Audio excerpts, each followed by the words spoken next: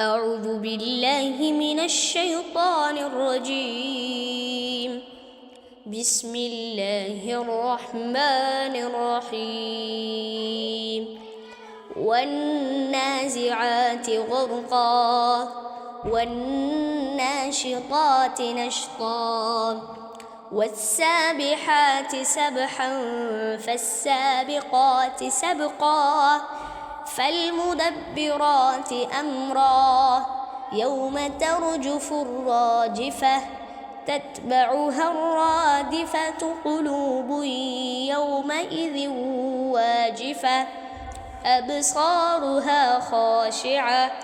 يقولون أئنا لمردودون في الحافرة أئذا كنا عظاما نخرة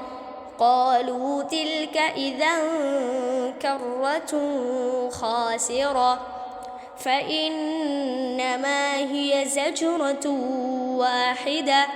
فإذا هم بالساهرة هل أتاك حديث موسى إذ ناداه ربه بالوادي المقدس طوى اذهب إلى فرعون إنه طغى فقل هل لك إلى أن تزكى وأهديك إلى ربك فتخشى فأراه الآية الكبرى فكذب وعصى ثم أدبر يسعى فحشر فنادى فقال أنا ربكم الأعلى فأخذه الله نكال الآخرة والأولى إن في ذلك لعبرة لمن يخشى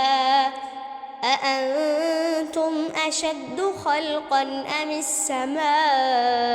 بناها رفع سمكها فسواها وأغطش ليلها وأخرج ضحاها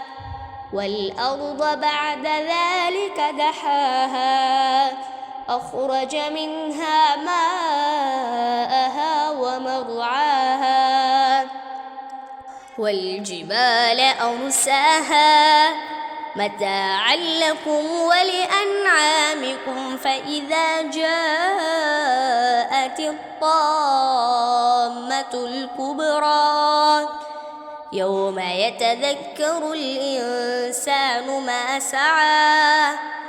وبرزت الجحيم لمن يرى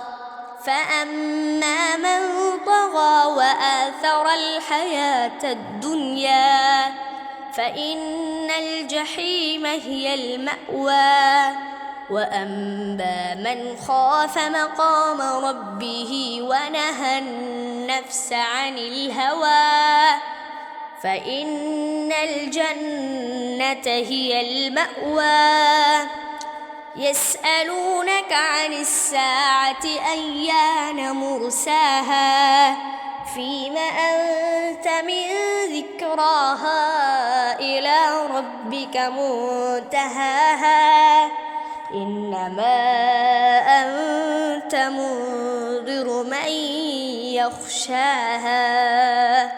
كأنهم يوم يرونها لم يلبثوا إلا عشية أو ضحاها.